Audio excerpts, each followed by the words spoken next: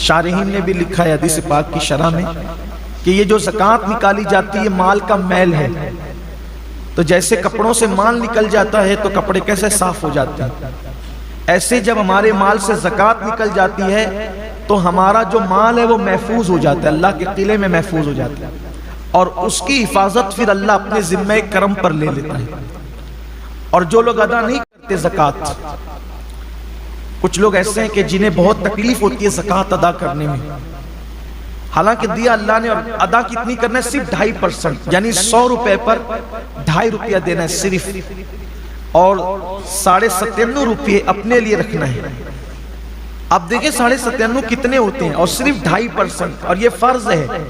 سیدنا صدیق اکبر نے ان کے ساتھ جنگ کی تھی جن لوگوں نے اللہ کے رسول علیہ السلام کے وصال کے بعد زکوٰۃ ادا کرنے سے انکار کیا تھا.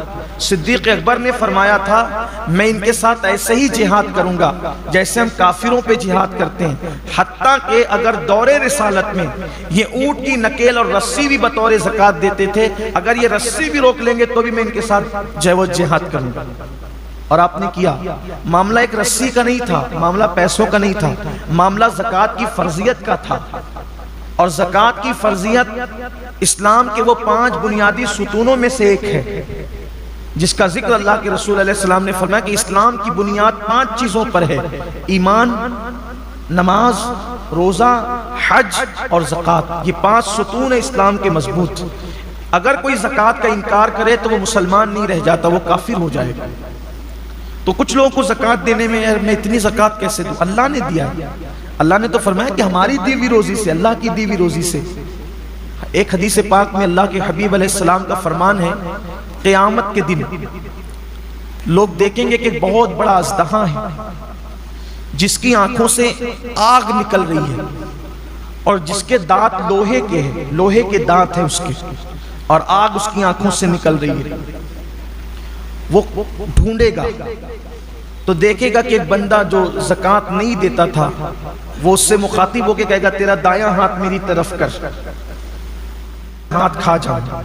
آقا کریم صلی اللہ علیہ وآلہ وسلم کے فرمان کا مفہوم ہے کہ پھر وہ اس کا دایاں ہاتھ چبائے گا، اور دایاں ہاتھ چبا کر کے کھا لے گا، پھر بائیں ہاتھ کی طرف بڑھے گا. جب بایاں ہاتھ چبا کر کھائے گا تو پھر دایاں ہاتھ اس کا دوبارہ واپس آ جائے گا. پھر بایاں ہاتھ کھا چکا رہے گا تو دایاں ہاتھ کھائے گا تو بایاں واپس آ جائے گا. اور جس وقت وہ اژدہا جس کی آنکھوں سے آگ نکل رہی ہوگی اور دانت اس کے لوہے کے ہوں گے، وہ بھی جہنم کے بنے ہوئے لوہے کے، تو وہ جب چبا رہا ہوگا تو اس کی چیخ ایسی نکلے گی کہ اس کی چیخ نکلنے سے پورا میدان محشر کانپ جائے گا. آپ سوچیں وہ چیخ کیسی ہوگی کہ پورا میدان محشر کانپ جائے گا. تو پوچھا جائے گا یہ کس کی چیخ ہے؟ تو ارشاد ہوگا کہ یہ اس کی چیخ ہے کہ جو دنیا میں زکوٰۃ ادا نہیں کرتا.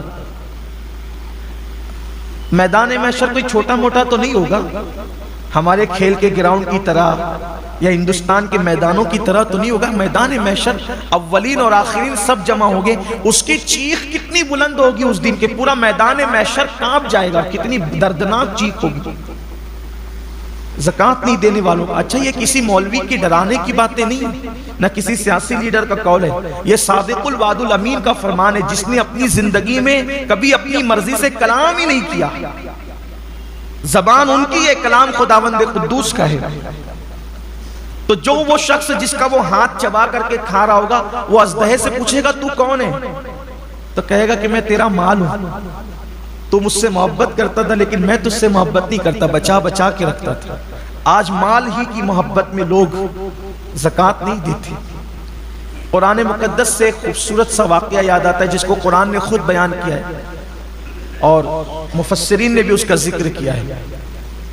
مال انسان کو کتنا نیچے گراتا ہے، کتنا گھٹیا سوچ پیدا کرتا ہے انسان کی مال. مفسرین فرماتے ہیں قرآن مقدس کی تفسیر میں کہ موسیٰ علیہ السلام کا ایک کزن تھا. کچھ لوگوں نے اس کو خالہ زاد بھائی قرار دیا ہے لیکن ایک قریبی رشتہ بتایا ہے.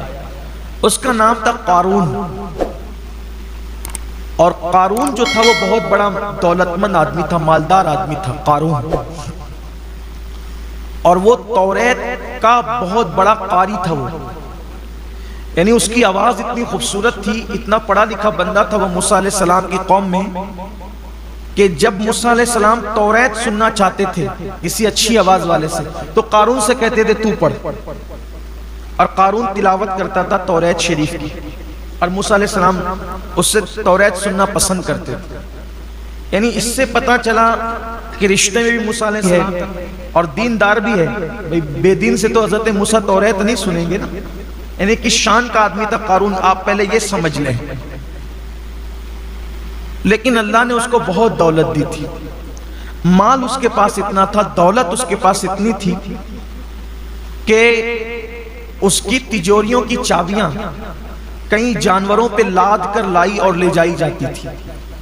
اس سے اندازہ ہوتا ہے کہ جس کے پاس چابیاں اتنی ہوگی تو تجوریاں کتنی ہوگی، اور جب تجوریاں اتنی ہیں تو مال کتنا ہوگا، اس دور میں بہت مال ہوگا اس کے پاس۔ قرآن نے بیان کیا کہ وہ بہت مالدار تھا۔ اب اللہ کا حکم آیا موسیٰ علیہ السلام پر کہ آپ اپنی قوم سے کہیں کہ وہ زکوٰۃ ادا کریں، زکوٰۃ دینا ہے 2.5% مال سے۔ تو موسیٰ علیہ السلام نے اپنی قوم سے کہا کہ بھائی اب اللہ کا یہ قانون آیا ہے کہ جو مالدار لوگ ہیں وہ اپنے مال سے غریب لوگوں کو 2.5% زکوٰۃ نکالیں گے۔ تو چھوٹے موٹے مالدار لوگ تھے، انہیں تو کوئی پرابلم ہی نہیں تھا، انہوں نے تو دینا ہی تھا۔ سب سے بڑا جو مالدار تھا وہ قارون تھا۔ قارون نے کہا کہ میں کل سوچ کے بتاتا ہوں۔ یہ سوچ کے بتانا یہ شیطانی چکر، مسلمان کی ذمہ داری ہے، اللہ کے اور اس کے رسول کا فرمان آ گیا، کوئی سوچ نہیں، کوئی فکر نہیں، کچھ نہیں، حکم آیا سر تسلیم خم، ورنہ انجام برا ہے۔ تو کہا میں سوچ کے بتاتا ہوں۔ پھر وہ گیا گھر، سوچنے لگا اتنی دولت، اس کا 2.5% کتنا ہوگا؟ جیسے آج کروڑ پتی لوگ کہتے ہیں نا لاکھوں نکل جائے گا میرا، لاکھوں، ارے کروڑوں تو دیا اللہ نے ہے نا، لاکھوں نکلا تو نے دیا کیا؟ اور اس پہ وعدہ بھی ہے، ایک دے گا تو میں کم سے کم 10 دوں گا، کم سے کم 70 دوں گا، 700 دوں گا، اور اگر نیت میں اور خلوص ہے تو میں تجھے بے حساب عطا کروں گا۔ ملنا ہے وہ دنیا میں ہی، واپس دنیا میں پہلے ملے گا، آخرت میں تو ملنا ہی ملنا ہے۔ شیطان کے مکر و فریب میں مت پڑو۔ قرآن میں اللہ فرماتا ہے شیطان تمہیں غربت کا خوف دلاتا ہے، اللہ کی راہ میں خرچ کرتے ہو نا تو تمہیں کیا رہ جائے گا تیرے پاس؟ ارے کیا رہ جائے گا؟ کیا اس کا کرم ہوگا تو جس نے اتنا دیا ہے جب اس کی راہ میں دو گے تو وہ اور عطا کرے گا۔ میں نے ایک بہت بڑے بزرگ کو یہ بات کہتے ہوئے سنا ہے کہ دینے والا کبھی غریب نہیں ہوتا، بس اچھی نیت سے وہ اللہ کی راہ میں دینا شروع کرے، کبھی غربت اس کے پاس نہیں آئے گی۔ فرعون پر اللہ نے عذاب نازل نہیں کیا اس وقت تک جب تک فرعون بھوکوں کو کھانا کھلاتا رہا۔ سامری جس نے بچڑا بنایا تھا، پیتل کا بچڑا، اور جس نے شرک کو گویا کہ عام کرنے میں بنی اسرائیل کی مدد کی تھی، پوری قوم پہ عذاب آیا، سامری پر نہیں آیا۔ حضرت موسیٰ علیہ السلام نے کہا اللہ یہ تو بڑا منافق ہے، بچڑا تو اسی نے بنایا تھا، یہ نہ بناتا تو لوگ اس کی پوجا کیوں کرتے ہیں؟ اللہ نے فرمایا ہم جانتے ہیں کہ بڑا مجرم یہ ہے، لیکن اس کی خصوصیت ہے یہ غریبوں پہ خرچ کرتا ہے، غریبوں پہ خرچ کرتا ہے، اس لیے کافر ہونے کے باوجود بھی ہم نے اس کا عذاب مؤخر کر دیا۔ عذاب تو دیں گے لیکن جلدی نہیں دیں گے کیونکہ لوگوں پہ خرچہ کرتا ہے۔ آپ سوچیں اگر کافر خرچ کرے غریبوں پر تو اس کا بھی عذاب مؤخر ہوتا رہتا ہے، مومن خرچ کرے تو اس سے عذاب کیوں کر مل سکتا ہے؟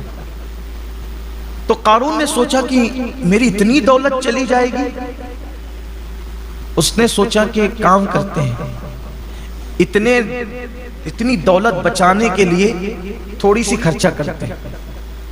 اور اس کے دماغ میں ایک شیطانی پلان آیا، تو وہ ایک بدکار عورت کے پاس گیا اور اس بدکار عورت کو کہا کہ کل جب دن میں موسیٰ علیہ السلام اپنی قوم کے سامنے خطاب فرمائیں گے، زکوٰۃ کا قانون بیان کریں گے، تو تو کھڑی ہونا اور موسیٰ علیہ السلام پہ معاذ اللہ زنا کا الزام لگا، میں تجھے اتنے روپے دوں گا، اتنے پیسے دوں گا۔ روپے پیسے تو ہم بتاتے ہیں اس دور میں جو بھی سکے رہے ہیں، لیکن تجھے یہ کہا، اس نے کہا کیا میں اللہ کے نبی پہ بدکار تھی لیکن بے غیرت قارون کی طرح تو نہ تھی کہ دولت کے نشے میں اس نے اتنا بڑا فیصلہ کر لیا۔ اس نے کہا موسیٰ علیہ السلام پہ میں کہا کہ میں جتنا کہتا ہوں کر، تجھے منہ مانگی قیمت دوں گا۔ پھر دولت کی بات آئی تو وہ بھی جسم فروشی کے ساتھ ساتھ اس نے ضمیر بھی فروش کر دی۔ جب صبح ہوئی موسیٰ علیہ السلام کی محفل پھر سجی، اس سے پہلے کہ زکوٰۃ کا عنوان نکلتا قارون کھڑا ہو گیا۔